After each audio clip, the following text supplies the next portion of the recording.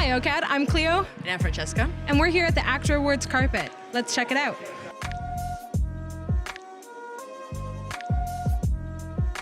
ACTRA began as a union for radio, like voice artists, and we have everything from puppeteers and choreographers and dancers in the union. Obviously, as things have evolved into television and film, that's what most people would associate the union with. We still represent puppeteers and obviously voice actors. That's something that's really important to me.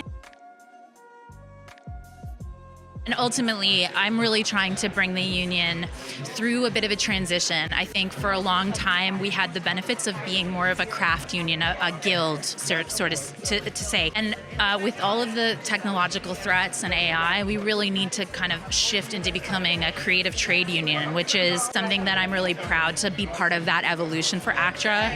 And I think about, young people coming up wanting to be in the creative industry, OCAD students, maybe not necessarily coming into a performers union, but just that that there are people out there trying to really fight for these contracts so that creative workers will have a place to say, like, I can still work and be protected and all of that. What are some of the pillars or the foundational things that you guys are taking with you to evolve with AI? So in our contracts, we're really focused on three main things, which are consent, control, and compensation. So yes, you can you can use me in this way, but you have to have my consent. I need to have some say over what you're doing with my voice or my likeness, and I need to be compensated. I would say, for me personally, and I think I can speak on the behalf of a lot of performers and creative people, there is another level, which is like, we want to still do the job, and how we get there, I think, is going to require really working together with the entire working class to defend not just being compensated for the work, but still getting to go and do the work. I don't think anybody grows up and dreams of being compensated for something they didn't get to do.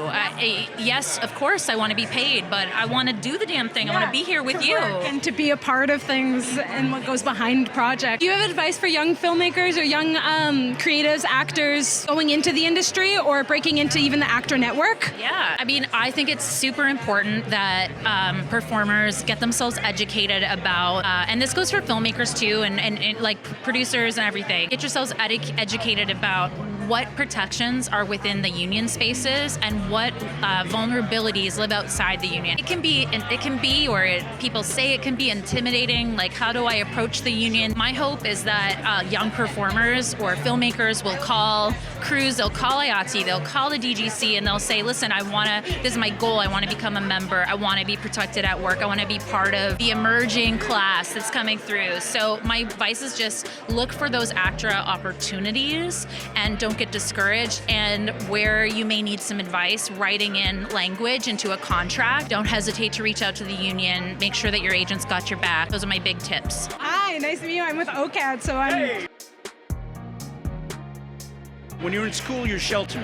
Yeah. And then when you leave school, there's a lot, real world stuff that sort of gets in the way, and it's really hard to get work, and you have to learn the ins and outs of getting an agent and finding a job and sustainability and all that stuff. Having the stamina to sort of keep pushing through and taking the Joe jobs and taking the crappy jobs, but also like reveling in the fact that when you do succeed, good work leads to more work, right? And just having the patience and then the perspective to know that every opportunity is a learning moment, to not waste the time and to surround yourself with people that will uplift you, and to be that person as well. That's a hard lesson for me. But now that I'm at a certain level in my career, the important part is now helping that next generation and offering them support and giving them an inspirational story and chatting with them and answering questions and being there to mentor them, because I didn't have a ton of mentors when I was sort of coming up in it. So that's all very important. So now, what are some stories that you maybe want to hear more of? Oh my God, a wide variety. There's so many. Yeah, I love blockbuster movies just like everybody else. But I think the problem is nowadays the monetization of storytelling has got to stop, because studios, they're so afraid of telling new stories because they might not make money. So they dredge out the same thing, and it's so derivative, and we become just so monolithic in terms of what kinds of stories they're producing because they're worried about making money. I hate that. Do you have advice for how we can kind of work around that? Yeah, no, just they're there's so many outside the box ways of distributing your work nowadays too. Moving away from the traditional models is something that I think the next generation needs to invest in and incorporate and take advantage of. You've got different streaming platforms, like without, I'm not talking like Crave or this or that, I'm talking like YouTube, Twitch, all these things where we can self-publish or self-distribute, and you know what, the cream rises to the top. If you get a good product, a good story, and it catches somebody's attention, those things will go so much further, I think, to get you into the door and to get you going. And I think it's an untapped resource. And I think the younger generation is very savvy, very smart that way. Word of mouth, grassroots, all that stuff. That is a time-tested sort of method for success. It's very difficult, but it's still been around. It's been around since day one, right? Yeah. So, yeah. Thank you so much. I really appreciated this. No, it was my pleasure. Good luck. Hiya, how you doing today? Good, how are you? Oh, I feel great. It's so nice to be able to celebrate, especially, so many ups and downs in a creative life. So it's nice to have this moment to celebrate with people that I know. So, yeah, I just think it's like a really good way for us to come together, incubate, celebrate each other so that we can continue moving forward.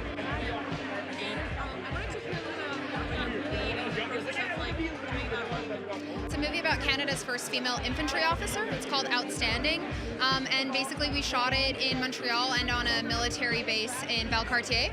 And it's a really important story about a woman who basically faced an institution that kind of tried to push her out, and therefore changed history for all the female infantry officers who came after her. And how do you feel portraying that role? Does it must have been very helpful?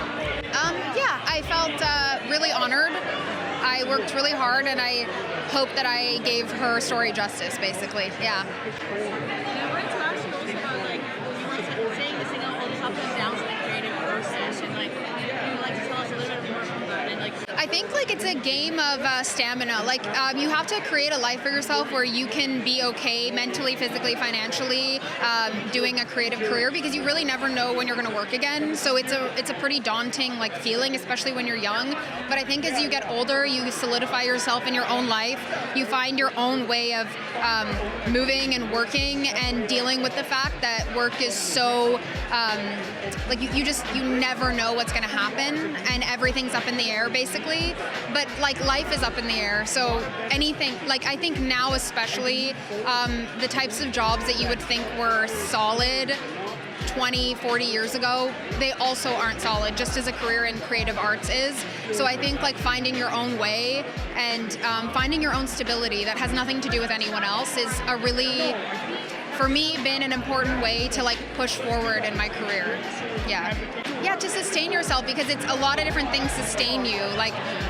That's why I say I think it's you need to be mentally well, you need to be physically well, you need to be financially well. So it means when you are working, saving your money for the days that you're not going to be working. And those are important things that as you get older, those things build up, and then suddenly you're oh, I feel a lot more stable, and yet my career is similar. I'm still having ups and downs, but the downs don't rock me as much as they used to. Because I've created my own cushioning around me, Yeah. And I wanted to ask you, what are you looking forward to? So I just had a movie come out. It's a horror movie called Undertone, and it just started doing its international thing. We were just at Sundance, Mexico City, and it was an amazing experience. And the more and more countries get to see the movie, the more amazing feedback I've got, and it's a nice feeling to have something go out in the world and to have people really respond to it and watch it. Yeah. Thank you so much. Thank you. Good luck. Oh, thank you. I appreciate it. Nice to meet you. Let's go, Oka! I'm good. I'm excited to be here.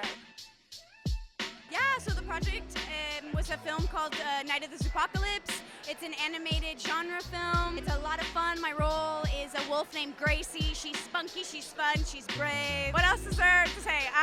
It's a really cool, spooky horror film for kids, essentially. Sort of Coraline-esque, but it's a zoo, zombies, aliens. I'm mostly excited to be in community with everyone. It's been an interesting few years for all of us actors and performers, and I'm really excited just to celebrate all the hard work that everybody has done in the last year. So yeah. Well, I'm an actor who does all mediums, and I was just lucky enough to kind of land this role. I was doing some voice acting beforehand, and then I auditioned, and I got Gracie. So yeah, and now I'm here. Yeah. What do I recommend? That's a good question. I mean, I think going into the arts is a very brave feat. So I would just say be brave, be bold, and really show up as your authentic self as much as possible. I'm a non-binary person. We have a non-binary category at the ACTRA Awards now. Like the industry is changing. There are places here for us. So just show up as your authentic self and be bold and be brave. That's what I would say. Yeah.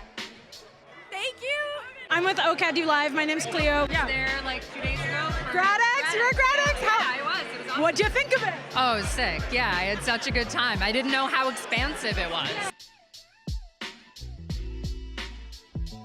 You just start by telling me a little bit about your role, your experience acting, and what project you were a part of? Yeah, for sure. I'm in a film called The Well. It's a sort of eco-thriller about all of the water in the world becoming poisonous. It was an incredible filming experience. We were out on a commune in the middle of the woods for a month. There were goats. It was really, really fun to be a part of. What was the most exciting scene to film or like memory from the production that really sticks with you? A funny story is that a tree fell on us in the woods one day. But really just like the general vibe on set. There was a fire that was going like all day, and we got to just sit around the fire and eat lunch together, and it was a really beautiful space to kind of, bond as a cast and really kind of live the commune life. Commune life sounds really needed. Yeah, my character is actually sort of the artist of the group. It's like we're all a sort of band of misfits in this little commune that have run away. I'm very much the artist. We did a lot of work with the wardrobe team, like painting things on my clothing. I made little requests to have little flowers on my bike, and a lot of that work really came through those details that I was able to kind of infuse this inner artistry in the character, which was really fun. I've been acting for a pretty long time now. I went to theater school like 15 years ago now. But I just directed my first... Congratulations! Thank you so much. Thank you. And that actually was a really interesting conversation about like what it is to be an artist in your own right, like creating your own material that came out of your own brain and, that you've developed from beginning to end. And it was very exciting to have that opportunity to really like craft something from the ground up. How do you find that, having directed a film, how do you find that may imply your acting practice like going forward? Or like, did you learn anything new from that? It certainly gave me a sense of empathy for how intense the being a director is. Sort of, sometimes you're trying to communicate something and you're like, how do I say this differently, So it did give me a lot of insight into what it is to be on the other side and kind of communicating with actors and navigating, what that communication looks like. Are there any Canadian-focused stories that you want to hear more of? Oh, that's an interesting question. Our film is about, a water crisis, and I think obviously a big part of that conversation is the very real water crisis, in Northern Ontario and beyond. And I think that's something that, really deserves a lot of attention. I think that would be a really cool place to start in terms of, Okay, thank you so much and enjoy the night. Yeah.